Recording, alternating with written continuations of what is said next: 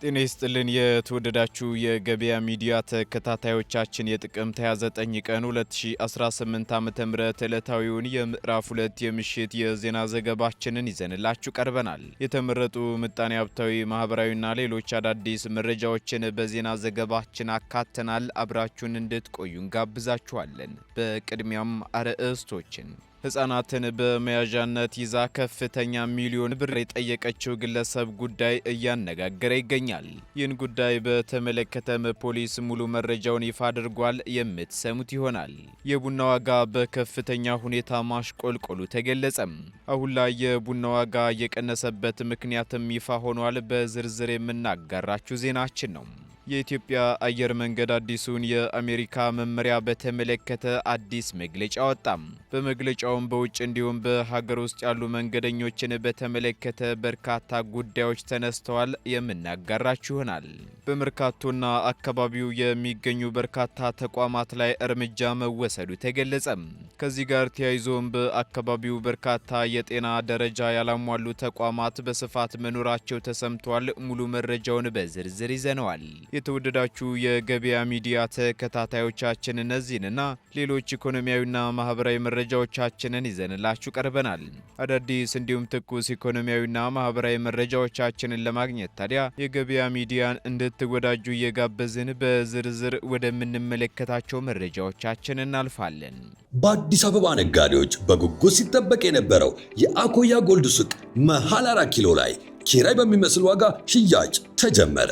5 እህት ኩባንያዎች ያሉት አኮያ ፕሮፐርቲስ በ3 ዓመት ውስጥ 3 ፕሮጀክቶችን በጥራት ገንብቶ አጠናቋል። እንዲሁም ብዙዎችን የቤት ባለቤት አድርጓል። አሁን ደግሞ በአዲስ አበባ እምብርት መሃል 4 ኪሎ ላይ አምባሳደር ሞል ጀርባ የንግድ ማዕከል ከ19 እስከ 34 ካሬ አማራጭ ያላቸውን ሱቆች ከ3.9 ሚሊዮን ብር ጠቅላላ ክፍያ ጀምሮ እንዲሁም በ30% ቅድመ ክፍያ ያለምንም ዋጋ ጭማሪ በተመቻቸ አከፋፈል ሁኔታ ለገበያ አውጥቷል። በተጨማሪም እነዚህ ሱቆች በፉል ፊኒሽድ አማራጭና የ100% የኪራይ ዋስትና ያላቸው ሲሆን ከ10 እስከ 20% እውነተኛ ቅናሽ ይኖራቸዋል። አሊያም የእርሱ ምርጫ የመኖሪያ ቤት ከሆነ በሰሜን ማዘጋጃ ሳሪም ሆቴል አጠገብ፣ ሳር ቤት ካናዳ ኤምባሲ አጠገብ እንዲሁም ፒያሳ ሞናርክ ሆቴል ጀርባ በተመጣጣኝ ዋጋ እስከ 25% ልዩ ቅናሽ ይዞላችሁ መጥቷል።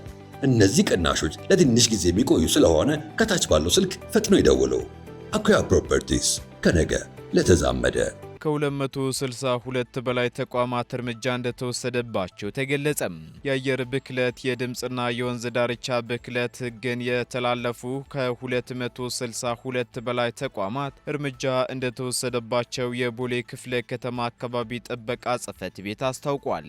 በዚህም ባለፈው አንድ ወር በክፍለ ከተማው የአካባቢ የድምፅና ፍሳሽ ብክለት እንዲሁም የአማቂ ጋዝ ልቀትን ለመቀነስ የሚያስችሉ የቁጥጥር ስራዎች ተከናውነዋል ሲሉ ጽሕፈት ቤቱ ኃላፊ አቶ አሚን ቅጣው ተናግረዋል። ይህን ተከትሎም ባለፈው ወር ከ435 ተቋማት በላይ የክትትልና ቁጥጥር ስራዎች መከናወኑን የሚያነሱ ሲሆን ተቋማቱ በአካባቢው ላይ የድምፅና የአየር ንብረት ብክለትና የወንዝ ዳርቻ ብክለት እንዳያስከትሉ ሙያዊ ድጋፍና ክትትል መደረጉን የገለጹት የጽሕፈት ቤቱ ኃላፊው ማስጠንቀቂያ ተሰጥቷቸው ያላስተካከሉት ላይ ደግሞ እርምጃ መወሰዱን ገልጸዋል። በዚህም የደንብ ጥሰት በፈጸሙ 262 ተቋማት ላይ እርምጃ መወሰዱን ጠቅሰው የተለያዩ አገልግሎት ሰጪ ተቋማት፣ የምሽት ጭፈራ ቤቶች፣ መኖሪያ ቤቶችና ሌሎች ተቋማት እንደሚገኙበትም ተናግረዋል።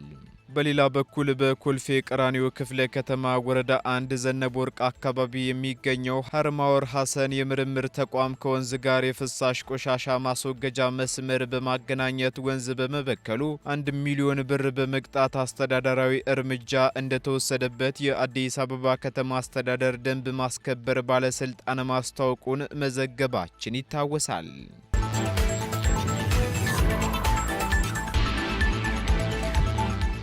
የማዳበሪያ ፋብሪካው ግንባታ በተያዘለት ጊዜ እንደሚጠናቀቅ ተነገረም። የማዳበሪያ ፋብሪካ ግንባታው በተያዘለት ጊዜ ተጠናቆ ለሕዝብ ጥቅም እንዲውል ክትትል እንደሚደረግ በኢፌዴሪ ሕዝብ ተወካዮች ምክር ቤት የግብርና ጉዳዮች ቋሚ ኮሚቴ አስታውቋል።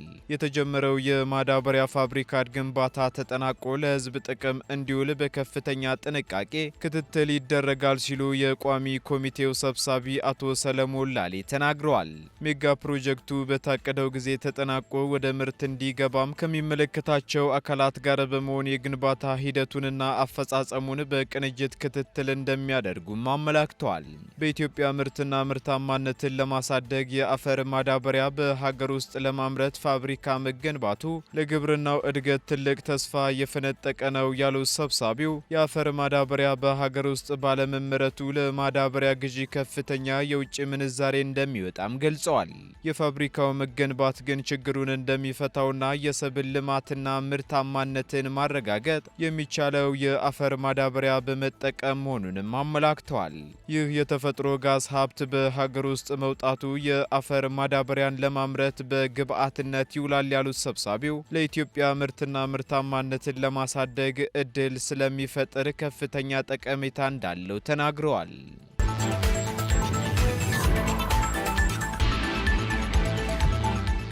ሕፃናትን በመያዣነት ይዛ 4 ሚሊዮን ብር የጠየቀችው ግለሰብ በቁጥጥር ስር መዋሏ ተገለጸም። ሕፃናትን በመያዣነት ይዛ $25,000 የጠየቀችውን ግለሰብ በቁጥጥር ስር አውሎ ምርመራ መቀጠሉን የቦሌ ክፍለ ከተማ ፖሊስ መምሪያ አስታውቋል። ወላጆች ልጃቸውን ለማሳከም ጥቅምት 26 ቀን 2018 ዓ.ም ከድሬዳዋ አዲስ አበባ ወደሚገኘው በቦሌ ክፍለ ከተማ ወረዳ 4 ዶክተር አብይ ከአንገት በላይ ስፔሻሊቲ የሕክምና ተቋም ታካሚ ልጃቸውንና 2 ሴት ልጆቻቸውን ይዘው ይመጣሉ። ከዚያም ወላጆቹ ሕፃኑን ለዶክተሩ አሳይተው ከቢሮ ሲወጡ የ5ና የ10 ዓመት ዕድሜ ያላቸው ልጆቻቸው የሉም ይላል የፖሊስ መረጃ።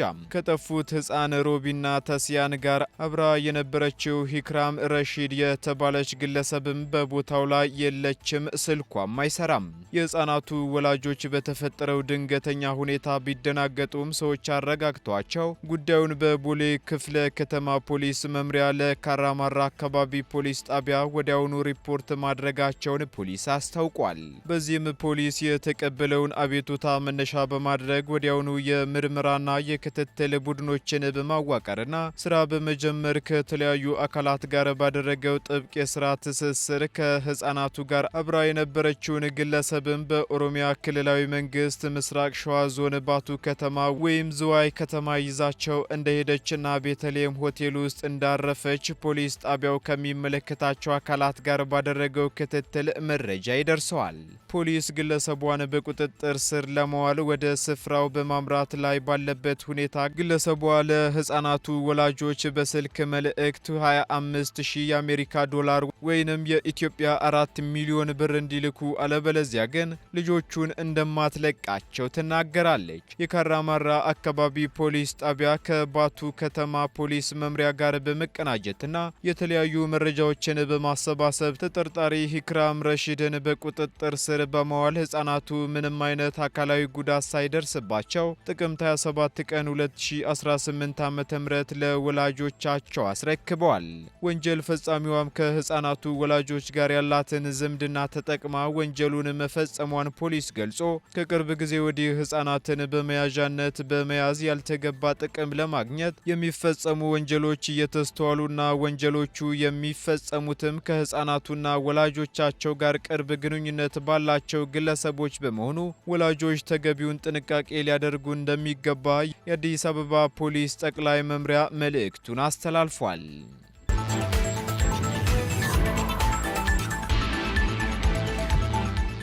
በመርካቶና አካባቢው የሚገኙ በርካታ ተቋማት ላይ እርምጃ መወሰዱ ተገለጸም። የአዲስ አበባ ከተማ አስተዳደር ምግብና መድኃኒት ቁጥጥር ባለስልጣን በከተማዋ በሚገኙ ከ7900 በላይ የተለያዩ የንግድ ተቋማት ላይ ክትትልና ቁጥጥር በማድረግ ወደ 323 የሚጠጉ ተቋማት ላይ እርምጃ እንደተወሰደባቸው አስታውቋል። እነዚህ ተቋማት ላይም እርምጃ የተወሰደው ደግሞ የተለያዩ የጤና ደረጃዎችን ባለማሟላታቸው ነው ሲሉ የባለስልጣኑ የምግብና ጤና ነክ ቁጥጥር ዳይሬክተር አቶ እስጢፋኖስ ጌታቸው ተናግረዋል። እርምጃ ከተወሰደባቸው ተቋማት መካከል 262 የሚሆኑ ተቋማት የመጨረሻ የጽሑፍ ማስጠንቀቂያ፣ 35 የሚሆኑ ተቋማት ደግሞ እንዲታሸጉ ሲደረግ፣ ወደ 20 የሚጠጉ ተቋማት ደግሞ አጫሽ ያልሆኑ ዜጎችን ከትንቦ ጭስ ለመከላከል የወጣውን 1112/11 አዋጅ የተላለፉ ተቋማት ተቋማት ላይ የቅጣት እርምጃ መተላለፋቸውንም አስታውቀዋል። በተጨማሪም 2 ተቋማት ደግሞ ስራቸው ለጤና አስጊ ሆነው በመገኘታቸው ፈቃዳቸው እንዲሰረዝና ከገበያ እንዲወጡ ሲደረግ አንድ ተቋም በሕግ እንዲጠየቅ ተደርጓልም ብሏል። በሕግ እንዲጠየቅ የተባለው ተቋሙም ሕገወጥ እርድ በማከናወንና ስጋ በማከፋፈል ተግባር ላይ ተሰማርቶ የተገኘ ተቋም መሆኑን የጠቆሙት ዳይሬክተሩ ባለቤቱና ግብረ አበሮቹ በሕግ ተጠያቂ ሆነዋል ሲሉ መናገራቸውን አሃዱ ዘግቧል። በአጠቃላይ እነዚህ እርምጃ የተወሰደባቸው ተቋማት የምግብ፣ የጤና ነክ፣ የውበትና የንጽህና መጠበቂያ ግብአት አምራቾች መሆናቸው የተነገረ ሲሆን ከ23 ሚሊዮን ብር በላይ የሚያወጡ የመጠቀሚያ ጊዜ ያለፈባቸው ምግብና ጤና ነክ ምርቶችም መወገዳቸውን አብራርተዋል።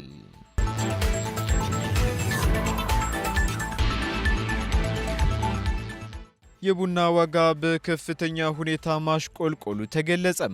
የዓለም የቡና ዋጋዎች በከፍተኛ ሁኔታ ማሽቆልቆላቸው የተነገረ ሲሆን የአረቢካ ቡና በ4.07 በመቶ መቀነሱ ተሰምቷል። እንዲሁም የሮብስታ ቡና ደግሞ በ3.33% በመቀነስ በአንድ ሳምንት ዝቅተኛ ደረጃ ላይ ደርሷል ተብሏል። ለዚህ ድንገተኛ የዋጋ ቅናሽ ዋነኛ ምክንያት በሚቀጥለው ሳምንት በብራዚል የሚጠበቀው የተረጋጋ ዝናብ ቀደም ሲል የነበረውን የድርቅ ሁኔታ ስጋት በማርገብ የአረቢካ ቡና ዋጋ እንዲወርድ ማድረጉ ተገልጿል። በተመሳሳይ መልኩ ከዓለማችን ትልቁ የሮብስታ አምራች ከሆነው ቪየትናም የወጣው የተትረፈረፈ አቅርቦት ዋጋውን ቀንሶታል የተባለው። በዚህም ቪየትናም ከጥር እስከ ጥቅምት 2025 ድረስ የቡና ኤክስፖርቷን በ13.4% መጨመሯን ያስታወቀች ሲሆን ለ2025/26 የቡና ምርቷን በ6% አድጎ የ4 ዓመት ከፍተኛ እንደሚሆን ተተንብዮአል ተብሏል። በተጨማሪም አሜሪካ በብራዚል ቡና ላይ የጣለችው የ50% ቀረጥ በቅርቡ ሊነሳ ይችላል የሚል ግምትም የአረቢካ ዋጋን እንዲቀንስ አድርጓል መባሉን ግሎባል ኮፊ ሪፖርት አስነብቧል። የዓለም አቀፍ የቡና ድርጅት ከጥቅምት እስከ ነሐሴ ያለው ዓለም አቀፍ የቡና ኤክስፖርት 0.2 በመቶ መጨመሩን ሪፖርት መደረጉ ደግሞ በቂ አቅርቦት መኖሩን ያመላከተ ነው ተብሏል።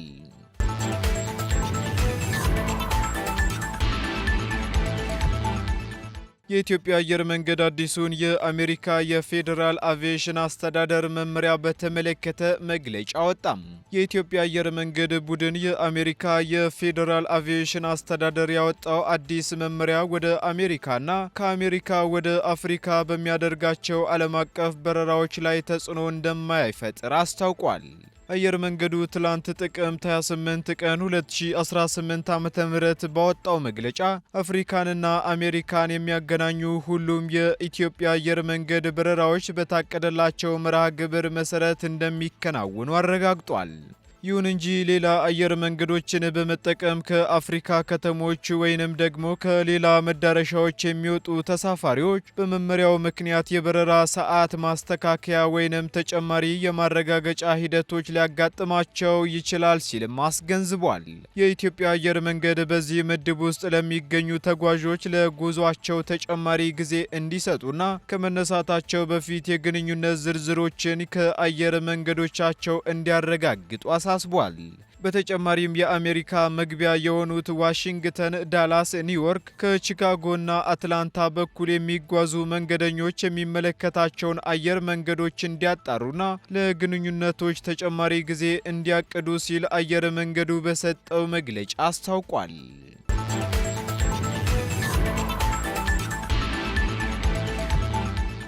ቀጥለናል። ውድ ተከታታዮቻችን ወደ መጨረሻው ዝርዝር መረጃችን ስንሸጋገር ከሚሰሩበት ድርጅት ከ7 ሚሊዮን ብር በላይ የሚያወጡ ንብረቶችን የሰረቁ የጥበቃ ሰራተኞች ተያዙ። ጌታቸው በሪሁን የተባለ የጥበቃ ሰራተኛ ጥቅምት 17 ቀን 2018 ዓ.ም በቦሌ ክፍለ ከተማ ወረዳ 6 ልዩ ቦታው እግዚአብሔር አብ ቤተ ክርስቲያን አካባቢ ከሚገኘው ኩንማን ኃላፊነቱ የተወሰነ የግል ድርጅት መጋዘን መጋዘን ውስጥ ከ4 ሚሊዮን ብር በላይ የሚያወጣ ከ800 በላይ ካርቶን የወለል ሴራሚኮችን ፈረደ አለልኝ አየሁ ደረሰኝና ጌታሁን እንዳለማው ከተባሉ ግብረ አበሮቹ ጋር በመሆን መስረቁ ተገልጿል። በዚህም የቦሌ ክፍለ ከተማ ፖሊስ መምሪያ ከፌዴራል ፖሊስ ኢንተለጀንስ የስራ ክፍል ጋር ባደረገው ክትትልና ባሰባሰበው መረጃ ንብረቱን ከዘረፉት አንዱ የሆነውን ፈረደ አለልኝ በባህር ዳር ከተማ ሲንቀሳቀስ በቁጥጥር ስር ማዋል መቻሉ ተገልጿል። በተመሳሳይ ዜና ከሚሰራበት ተቋም 2,900,000 ብር የሚያወጡ ንብረቶችን የሰረቀን የጥበቃ ሰራተኛና ግብረ አበሮችን ይዞ ንብረት ማስመለሱን የቦሌ ክፍለ ከተማ ፖሊስ መምሪያ አስታውቋል። ተድላ ፍቃዱ የተባለው የጥበቃ ሰራተኛ ደግነት አለሙ፣ ተሾመ ቶለሳ፣ ደስታ ወልደ አብዚ፣ ሙዲን መሐመድ፣ ቢንያም ጌታቸውና ከበደ ህጉ ከተባሉት ግብረ አበሮቹ ጋር በመሆን በተለያዩ ቀናት በቦሌ ክፍለ ከተማ ወረዳ 7 ጉርድ ሾላ አካባቢ ተቀጥሮ ከሚሰራበት የልብስ ስፌት ድርጅት ውስጥ ግምታቸው 2,900,000 ብር የሚያወጡ ንብረቶችን ሰርቀው መሰወራቸውን ፖሊስ ገልጿል። በዚህም በቦሌ ክፍለ ከተማ ፖሊስ መምሪያ የየረር አካባቢ ፖሊስ ጣቢያ ባደረገው ክትትል የጥበቃ ሰራተኛውንና ግብረ አበሮችን በቁጥጥር ስር በማዋል የተሰረቀውን ንብረት ማስመለሱን አስታውቋል።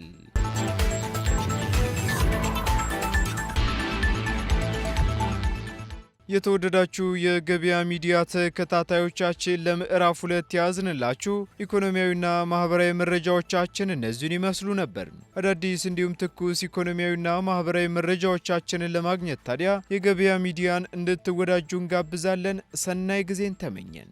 በአዲስ አበባ ነጋዴዎች በጉጉት ሲጠበቅ የነበረው የአኮያ ጎልድ ሱቅ መሃል 4 ኪሎ ላይ ኪራይ በሚመስል ዋጋ ሽያጭ ተጀመረ። 5 እህት ኩባንያዎች ያሉት አኮያ ፕሮፐርቲስ በ3 ዓመት ውስጥ 3 ፕሮጀክቶችን በጥራት ገንብቶ አጠናቋል። እንዲሁም ብዙዎችን የቤት ባለቤት አድርጓል። አሁን ደግሞ በአዲስ አበባ እምብርት መሃል 4 ኪሎ ላይ አምባሳደር ሞል ጀርባ የንግድ ማዕከል ከ19 እስከ 34 ካሬ አማራጭ ያላቸውን ሱቆች ከ3.9 ሚሊዮን ብር ጠቅላላ ክፍያ ጀምሮ እንዲሁም በ30% ቅድመ ክፍያ ያለምንም ዋጋ ጭማሪ በተመቻቸ ያከፋፈል ሁኔታ ለገበያ አውጥቷል። በተጨማሪም እነዚህ ሱቆች በፉል ፊኒሽድ አማራጭና የ100% የኪራይ ዋስትና ያላቸው ሲሆን ከ10 እስከ 20% እውነተኛ ቅናሽ ይኖራቸዋል። አሊያም የእርሱ ምርጫ የመኖሪያ ቤት ከሆነ በሰሜን ማዘጋጃ ሳሪም ሆቴል አጠገብ፣ ሳር ቤት ካናዳ ኤምባሲ አጠገብ እንዲሁም ፒያሳ ሞናርክ ሆቴል ጀርባ በተመጣጣኝ ዋጋ እስከ 25% ልዩ ቅናሽ ይዞላችሁ መጥቷል። እነዚህ ቅናሾች ለትንሽ ጊዜ የሚቆዩ ስለሆነ ከታች ባለው ስልክ ፈጥነው ይደውሉ። አኮያ ፕሮፐርቲስ ከነገ ለተዛመደ